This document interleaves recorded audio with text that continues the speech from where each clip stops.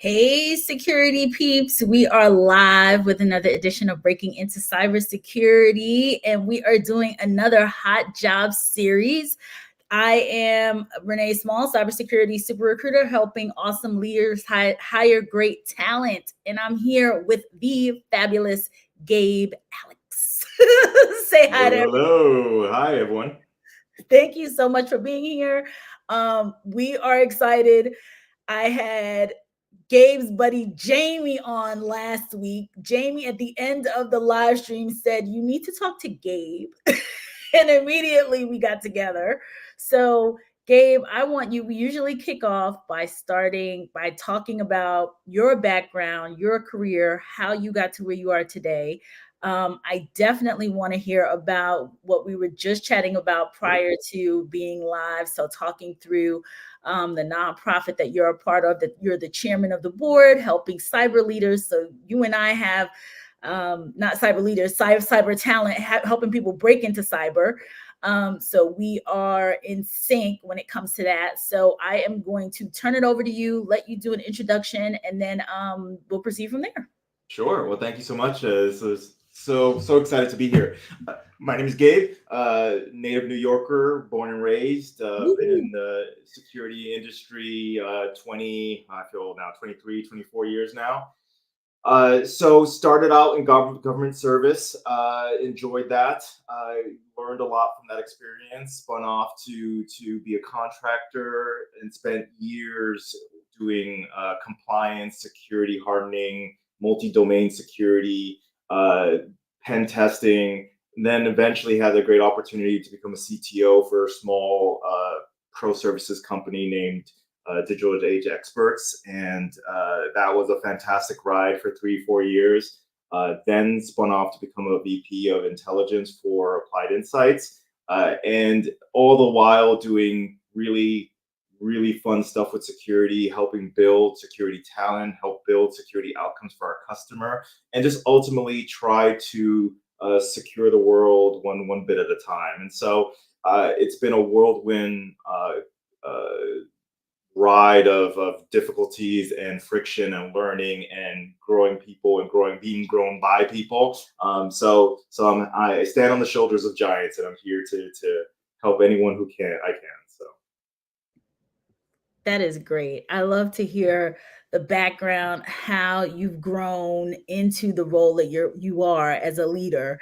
And so tell me a little bit about what made you position, like after you were in your role as an individual contributor for a while, eventually, like you said, you became the CTO of a small organization and then you started to grow. What made you want to jump into the leadership? Because I know there's that track where a lot of people can stay either really technical and, be super close friends with technology.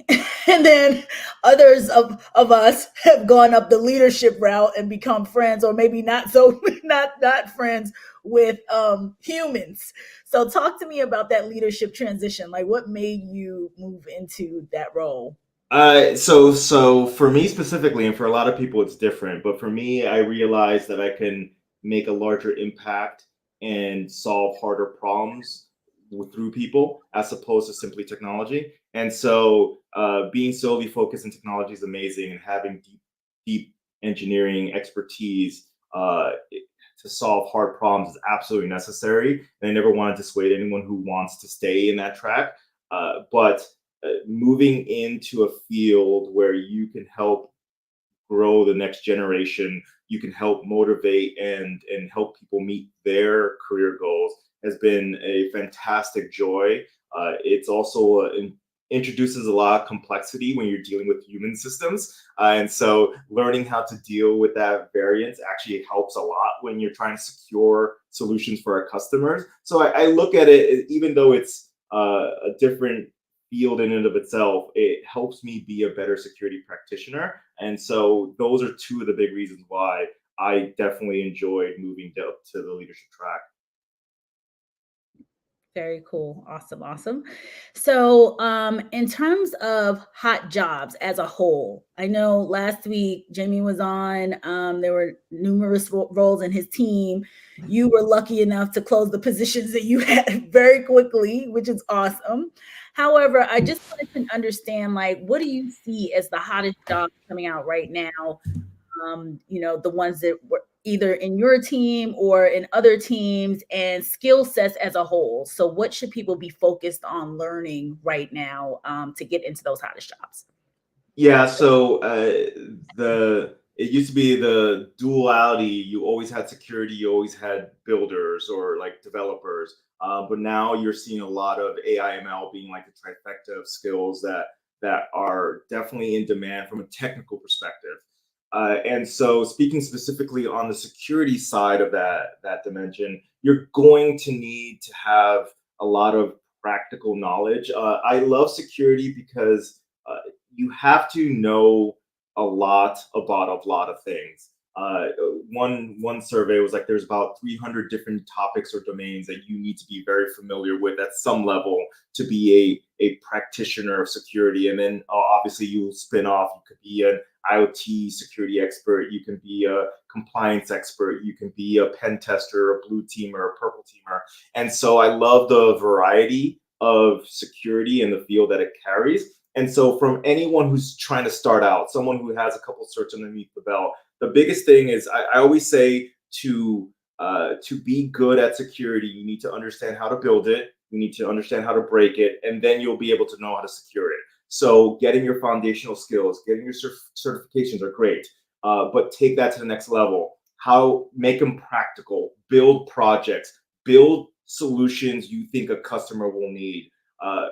I can't understate the fact that sometimes we'll get a lot of people who are like, I have 10 certs, but then you hit them against a practical problem and they crumble because they haven't had that hands-on experience. So you definitely need the foundational knowledge. You need the theory. Absolutely. Don't skip that step. But gaining practical skills using that theory will really accelerate you. And then ultimately combining the building and breaking, then you can secure because you now know the two halves of what you're securing. You're securing a working outcome, a working system, and you're trying to prevent it from being broken and torn apart. And those two pieces of knowledge really inform how you secure very complicated at scale workloads. Yeah, that's so true. I mean, when Jamie was on last week, we chatted about not only getting the education, getting the certifications, which I'm going to jump into that in a second to find out which ones are the hot ones right now. But really taking the knowledge that you've learned, what you've learned, and making it practical. So going in, to your point, getting the extra, being able to do something like take the action of, yes, you got this cert, that's awesome. Now you take that, put it into a project, and then you have the practical knowledge so that when you do show up at an interview, you can say, I did this because you actually really did it. It's not something that you memorize. It's not something that is out there. Yep. So, Gabe, what I usually do is, I know there are quite a few people online and they're real quiet. So where's everyone viewing us from today? So, security peeps, I need to shout you all out. Please tell me where you're viewing from because I know you're here. I see you, but you're not putting anything in the chat. And Gabe is here willing to answer all different types of questions. So please do. Don't be shy. Don't be shy. Gabe, tell us about, I want to pivot a little bit into the nonprofit that you're a part of, because that is, near and dear to both of our hearts, in terms of, getting people to break into security. So we got some people here that are from London, DC, Ricardo's from Chicago, Tennessee, Houston. See, here they are. Nice. Security peeps are all here. They're showing up. Yes. California, North Carolina. Love it. Awesome, awesome, awesome. Be sure to ask questions. Gabe is a fellow New Yorker. He loves to answer questions just like me. So jump in, ask whatever questions you want. So Gabe, tell us about the nonprofit that you're a part of. Yeah, so Starfield, you can find them on starfield.org. started a number of years ago with the mission of helping grow the next generation of cybersecurity leadership and talent, and also help those transitioning from one field to the other. So it's near to my heart. It's helping underserved or underprivileged communities get into positions where they can transform their lives, transform their careers. And so we do everything from coding workshops and working with school systems to introduce cybersecurity practices, to capture the flag events, and just and what's fun about Starfield is we use a train the trainer kind of model where we take college kids to come in to be the instructors for the kids, and so that really makes it impactful, because not only are we building the children who are taking the courses knowledge and expertise, we're building the college kids skill for teaching, for training, for being able to master topics that maybe they're good at, but they now need to be able to relate that and connect with other people, which, as you know, is, if you haven't mastered that skill, you probably haven't mastered the actual topic you're trying to teach. And so combining those dual form of teaching really helps move the needle in helping expose people to this absolutely wonderful and challenging field and grow the next generation. So I can retire someday knowing that there's going to be strong replacements here at AWS solving the hard problems. That is wonderful. That is such a good I mean, when you talked about bringing in the college kids to hone their communication skills, because that's one of the areas that a lot of leaders, when I talk to about some of the soft skills that are needed in these roles, and communication is so key. And some people can really go down a rabbit hole and they're super smart technically, but to take that and then relate it to, someone who fully doesn't understand. So I can really imagine how a college student understanding, learning, and then relating that to an elementary school kid, you have to truly take what you know and put it in their shoes. So that's fantastic. And then you deal with the people aspects, disinterested, distracted, unmotivated, all things as a security practitioner, or it's just as a person moving into the mid-tier in their career, you're going to need to learn to manage and circumvent. So it's fantastic. Charles Britt runs the program, near and dear to my heart. Excited for the work he's doing Charles. this year. Charles, we got to bring you back on the show. I'll ping him, tell him Renee's calling. Soon as we get on, I might be sending him a text right now. Soji wants to know, what would you advise a newbie in cloud to do? I'm going to take the cloud practitioner exam, and I've set up a free tier AWS account. Awesome. So it can't be understated how monumental of a shift cloud has been to our industry over the last 15, 16 years. If you're thinking about breaking into the cloud, understand, you take it in bits and pieces. Don't get overwhelmed by all 200 plus services. Don't get overwhelmed by the fact that there's so much to learn. It's all Lego blocks at the end of the day. And so just like you'll look at a Lego set, you're not going to get overwhelmed by all the pieces. You're going to take each one individually and start growing and adding to it. Same way, consider the cloud as you learn. And more importantly, there's a couple things so AWS has two great websites that I'll pimp out here, just because for hands-on skills, so you can understand how these services work in practice. There's the AWS workshops, which are fantastic. There's a variety of topics. Get your hands dirty building. Get your hands dirty building in the console first, and then start going programmatically, and then start going away from the console entirely.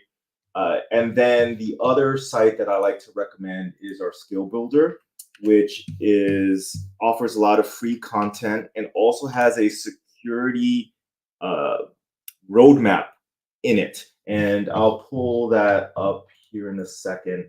And so it walks you through all the fundamental skills that you should consider building into your learning path. And actually, just in general, this works for security, but just in general, like, what's planned occurs and is successful. What's managed occurs and successful. So if you want to be a cybersecurity practitioner, it's not just a collection of certs. It's not a collection of, it's the sum of all those individual attempts and studies and failures and successes and learning opportunities. So I really challenge everyone here, if you really want to be successful in whatever career you want to be, cybersecurity specifically in this regard, plan out your year. What are your goals for this year? What certs are you going to get? What projects you're going to build? What white papers are you going to write? What blog posts are you going to review? How are you going to interact with the broader community? Who are you going to help teach or mentor on the stuff you've learned? And all of that builds a stronger practitioner, because what I think I see a lot of from the people I speak with is, hey, what 5 certs do I need to get to break into AWS? Or what 5 certs? The certs are great. Don't get me wrong. You need the theoretical, you need the foundational knowledge. But where are you at? What are your goals? And how are you going to build so every day you're 2% better than you were the day before? Well, how do you study? What are your study skills? What are your study habits? How do you think about learning? Is it like you fail and you fall apart, or you fail because it's just a road to success? And so thinking about all of those components, I'm a productivity learning nerd as well. So I spend a lot of time trying to help me learn better so I can teach others to learn more. So think about how you learn, what works best for you, and wrap that around your goal, and then work on targets. So let's use AWS for example. So you want to get into the cloud. I would start with getting your practitioner so you understand some of the terminology that we're using. So when we talk about EC2 and VPCs, it doesn't like just go over your head. But then I'm like, okay, what uses of the cloud make sense to me? Are you a gamer? Are you into crocheting? Are you what skills are you are what hobbies do you use today? Are there practical ways to use those skills to build something that will solve a problem for you or others in your lives? And then even if you don't have all the skills, you could like, well, what would it take to get to those skills? And that project will make you learn so much more than simply saying, well, I'm going to collect X number of things this year. And at the end of the year, you have just the items that you can't connect or work with. That is such great advice. Like, make it personal to you so that when you're going through and you're doing whatever is practical, it's personal. So you really, really will be even more interested. Like, I can imagine my kids who are gamers and one is super into cars. If he at this, when he got to that point, if he was like focusing on that, how that could change or improve or whatever it was that he's focused on. That's so interesting. Yeah, like this book, for example, is a perfect example, like how to automate boring things. Like I am a lazy human being. I don't want to do a lot of things manually if I can help it. So what are things that are pain points in my life that I want to improve? It's easy to get frustrated. It's easy to be too hard on yourself. I really challenge all of you to figure out, what are you going to do the next 3 months? How are you going to build skills in those 3 months? How do you know what skills you want to build? You don't even know that. Okay, find a mentor. Find someone that can speak into your life to say, hey, these are the skills that you should have. There's great resources. Another one I'll drop here that I use quite often is roadmap.sh. Has a, using my keyboard here, has a great roadmap for security skills. So even if you don't know what skills you need, boom, here's a list of 300 topics that you should start becoming familiar with over time. And that sounds like a huge number, and it'll take years to get all of this, but it will start building your knowledge of where you should go and what you should learn. And what I tell my security consultants all the time, what's the big, hairy problem that you're scared of working on? When I say, are you going to build a 3-tiered web app using CDK and doing threat models around that, what about that sentence causes you, oh, I don't know if I can do that? That's the thing I want you to focus on right now. I want you to work on the problem that like gives you pause, and that's where you're going to find a lot of learning, because that's where either you've emotionally blocked yourself or just like you don't think you can do that. Okay, let's walk through this. Failure is only a steps into your journey to success. So how many times can I fail is a goal I have when I'm trying to learn anything new. And I really want to impart that to everyone here. So if you go and you study for the practitioner exam or the associate exam, and you're like, oh man, I failed and I had to take it 3 times. You should say, I failed and I took it 3 times, but I passed it. And I try to change your mindset on these because it really does inform how successful you can think about dealing with. Because at the end of the day, being a security consultant, engineer, is you're dealing with hard problems, and you're gonna fail a lot while trying to solve those hard problems. And over time, you're gonna get better at it. But especially at the beginning, it definitely early in your career, you gotta get comfortable with failure. Yeah. Yeah. My son always says, Mom, mistakes are how we learn. It's so true. So, questions and comments here. First, I want to make sure that I shout folks out. Bianca from London is actually, Bianca's question is up here, so I'm going to put hers up Oh, perfect. quickly. Or a comment. I did restart and my cohort never got jobs after. So we were kind of just left to it. And she did try Hack Me, AWS Attack and Defend, a Terraform bootcamp with Andrew Brown, Security Path, and AWS Skill Builder. So she wants to know, how does she pull Great that all question. together to become employable? Don't say sorry for the long question. This is a fantastic question. Great question. I'm going to leave Yeah. it. So, okay. One thing that I'll definitely recommend is take a look at the jobs you're applying to and take a hard look at the skills you have in comparison to that, and ask yourself, where are my gaps? Is it an experience? Is it a specific technical skill? Is it the breadth of that technical skill?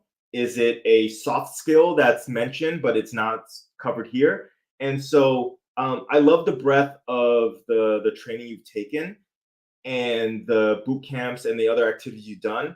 The other question I have is, how have you used that to build a project? How have you taken all that knowledge and turned it into results and outcomes that you can highlight to employers? Because at the end of the day, especially now in the last 10 years, where we have such strong, easy access to tons of data and learning and boot camps, it's now a function of how can you take that and make it useful and show your expertise in it.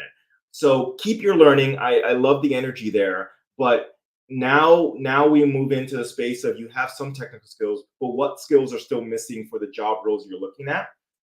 What are some of the harder questions that you should ask yourself or ask a mentor to inspect and say, what am I missing here? And to be honest, even with all of that, you've done all the hard work, you have all the soft skills and hard skills, you've done all the projects.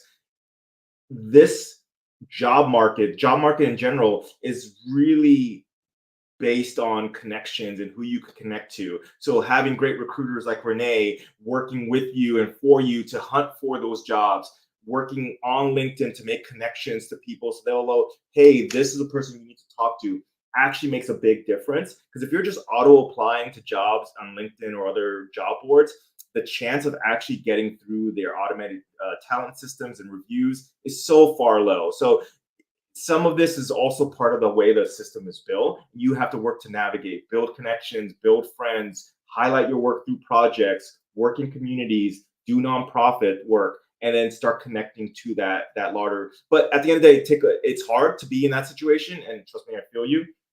Take a look at where you're at, take a look at your gaps, and then try to find other people in your network that can help you grow that. Gabe, you touched on something that we talk about all the time on this show, and it's being a part of a nonprofit community in the cyberspace. Mm-hmm. So, people talk about volunteering their time, efforts, energy, all of that. Do it in an area, definitely do things that you support, but you also would behoove you, if you haven't been doing this, and we talk about this all the time, volunteering your efforts in nonprofit organizations that are tied to cyber or tied to the field that you want to be in, because guess who you will meet at these nonprofit organizations? You're going to meet people like Gabe. And when Gabe sees you, upcoming person, and says, Bianca, she has all these great skills and she's a pleasure to work with, and she, delivers when she says she does, all of these varying things, then when Gabe has an entry-level role, who do you think that is going to be the first person to pop into his mind for an opportunity? He'll probably come to Bianca first and say, hey, Bianca, I'm about to post this position. You should apply. So that's what we're talking about when we say, be connected on LinkedIn, volunteer your time and your efforts in places where, be strategic about it. You're looking for a job. You've done all this great work. You want to now get yourself in front of leaders in ways that they can see all these different other skills that you may have that is not going to show on a resume or may not show up in LinkedIn. So Gabe made a really good point. Gabe, tons of comments, points, questions. There is a Ricardo here. Hey, Ricardo. He said that Gabe is a fountain of knowledge. I'm looking for this. He had a couple questions or a couple comments. Gabe is a fountain of knowledge. So he is pivoting careers at the moment, 10 years of commercial pest management and security. What projects and practical skills are most vital to acquire? And then there was a follow-up to that too, I believe. But I thought that was a really good question too. Okay, I'll start with that while you look for the other one. So this is where AI is probably the most effective for where everyone is in their career right now. AI, generative AI specifically, is so useful on asking questions to help you learn faster. So, hey, I'm stuck on this particular hack the box issue, or I have this programming error that I'm not sure about. Before, you had to search on Stack Overflow and Reddit and do a lot of work to get to an answer that was kind of close to yours, and you sort of had to transfer it back, but you're still trying to learn that topic, so it probably will take you longer. That's where generative AI will really be a helpful tool to all those here on LinkedIn right now, because it will help supercharge your ability to learn and troubleshoot problems that are unique to you. Say you have a specific gap in a specific area of knowledge, like Python assertion properties, and you're like, I just don't get it, Gabe. And you're looking at the material and it doesn't make sense. Use AI to, one, help you fast track that piece of the problem, but also, back to Ricardo's question, help you come up with project ideas. So for example, if you're trying to build security outcomes for customers, what are the core security services in the cloud that you're using? Let's use AWS, and that's GuardDuty, that's Security Hub, that's WAF, config, our core security tools. Can you build security solutions off of that? So your very first project should be introduction 100, 200 level to core security services in the domain you're interested in. Then, can you connect those services together to do something? Can you detect when a attack is occurring? Can you look at logs for weird errors? Can you use anomaly detection? And then, can you start doing other softer skills like threat modeling? Can you threat model the designs you're creating? Can you assess the models you're working on? What are the security holes? Get comfortable using static code analysis tools like Code Whisperer or Code Guru, and help them and help you sort of work through the problems of building solutions that customers want. And take a look at your space. Like, you're probably on either a Mac or a Windows box. Have you done local group policies to lock down your box? Have you gone through hardening steps for a local system?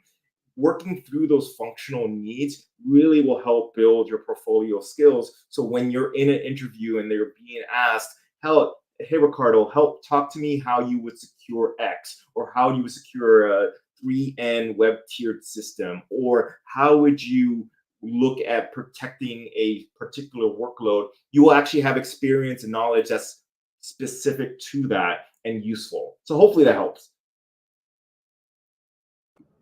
Thanks, Ricardo. Thanks, Gabe. Gabe, the half an hour has gone so fast. We can keep going if you want. I'm down. If you all are down, I'm down to keep going for a little while longer, because there are some really good questions in here. I want to get to the questions for sure. So, and Bianca wants to know how to find these people. So she was asking, when I said nonprofits, how do you find them? So, women in security, ISOC. I mean, there's if you Google cybersecurity nonprofit organizations, there are so many of them, Bianca. Ricardo says, thank you so much, Gabe. Sure. And so let's go back to Soji. So Soji wants to know, what's the intersection between cybersecurity and cloud? Would that be cloud security? If yes, can one work towards being a cloud security engineer or practitioner? So you answer a little bit of it, but yeah, no, it's a great question. So if you think of cybersecurity as just the broad pool of skills and topic areas, cloud security is a subsect in it. So you can be a cybersecurity expert that only does application security and never touches cloud. That's in theory possible. Cloud is interesting because it's underpins a lot of how enterprises and customers build technology today. So their web servers are probably running on EC2s or Lambdas. Their backends are probably running on Dynamo or one of our RDS services. And so as a cybersecurity practitioner, back to what I said earlier, you have to understand how it's built before you know how to secure it. You have to know how to break it before you know how to secure it. So same thing, you will need to understand how that cloud service provider provides those underlying services. How do you secure EC2? How do you secure the comms between them? How do you do access management? And then build off of that. So you could start your entire cybersecurity career as a cloud security engineer, period, endpoint. There's so many services and specialties in there. You can live a career in there by yourself. Or you could take additional skills out of the larger subset of cybersecurity, like blue teaming, red teaming, purple teaming, compliance, automated response. All of those are skills that apply to cloud, but also apply to on-prem or other security scenarios. So there are a lot of points that intersect. I think the goal of or the core answer to your question is you always need some cloud skills to be a practicing cybersecurity professional in the modern day. You will eventually run into them in your assessments. You'll eventually run into them in your threat modeling. So understanding them makes you a more well-rounded security practitioner. Very cool. And then Bianca also wants to know the different areas of AWS cloud security. Different areas. So you can start from the fundamentals of how do you build things on AWS and how do you secure those things. So a customer comes to us and say, hey, we need you to build an app that processes large volumes of data and does interesting things with models and AI ML to classify them or process them for, like, let's use Twitch. Like, you're processing the comment threads to look for hate speech, or you're looking for inappropriate comments. You will have to build a system for that. And then how do you secure that system and make sure it's delivered and ready for production?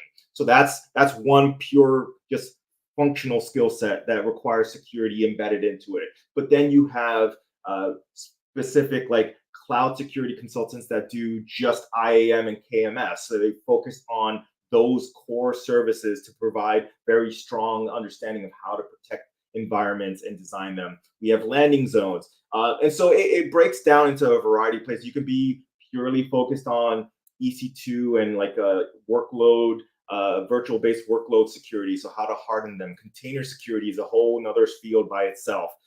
You can do analysis and data analysis for security. So you can do threat hunting. So I could go on for days, but there are multiple areas in it. What I'll take the question underneath the question is, how do you find the topic area that you want to focus in and how you want to connect to?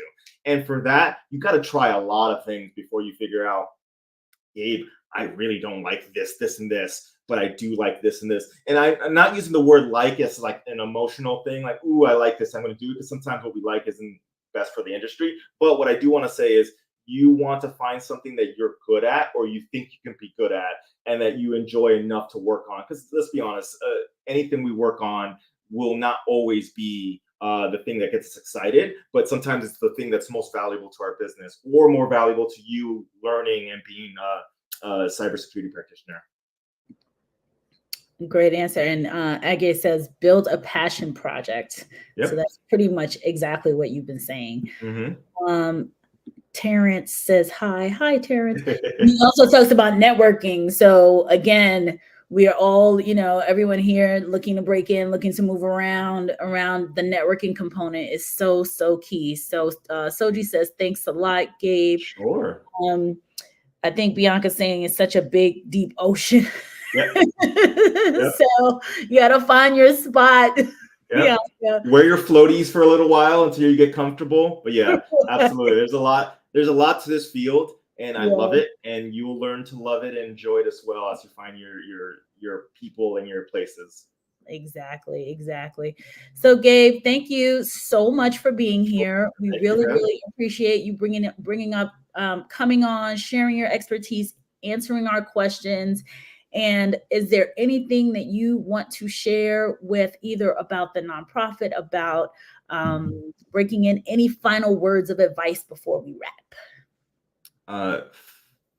Find a mentor, someone to speak into your life, to challenge you, not someone to necessarily give you kudos. Someone who was like, hey, these are the weak spots. You're not a good writer.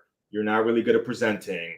You're weak on this programming language. Have someone that can do that in your life. If you do not have that, please find someone that speaks into your life.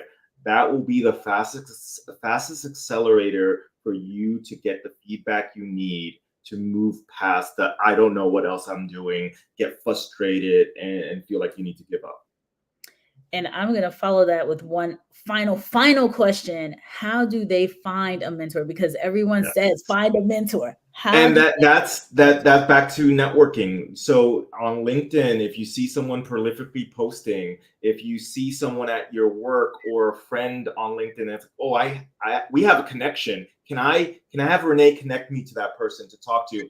This is the hard part and the easy part. You'll be surprised how many people will accept a random DM or a random invite for a meeting. You'll be shocked at how many people will. Some people can't or too busy, but at the end of the day, it will take some work to find those. There are mentoring networks. There are companies or groups that will offer mentors. So definitely try to find those in your life that are accessible, but shoot your shot. Find someone on LinkedIn, someone on Facebook. You're like, hey, I think I see skills that you have that I want to build into. Can you speak into it?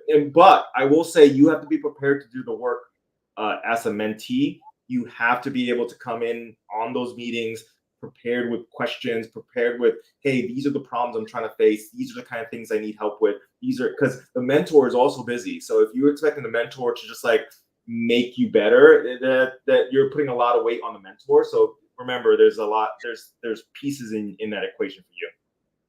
Yes, such a good point. Jeffrey Ensor said, those who challenge you care. There we go. I love it. I love it. So true. My buddy Namdi says, great points. He's a person you need to meet. Perfect. Denzel, thanks, Gabe and Renee. What I love about this my LinkedIn community, these are people I placed. Nice. Very nice. It's awesome. Michael Whitten gives great advice. Thank you, Michael, for being here. Here's a roadmap that my mentor shared with me to assist me with my transition into the cyber field. So he's sharing cybergeek.org/pathway. So we are going to wrap. Thank you again, Gabe, for jumping on. Most welcome. Today and sharing some of your insights. And we look forward to having you on again. Hey, anytime. And thank you, Renee, for all your things you do. And everyone, thank you so much for joining us. Good luck and go kick butt out there. Yeah, kick butt. See you guys. Oh, we're back tomorrow. Tomorrow we have another HOTJOBS series, one tomorrow and one on Friday. So nice. I will follow up with all of you. Keep this going. Bye everyone. Everybody.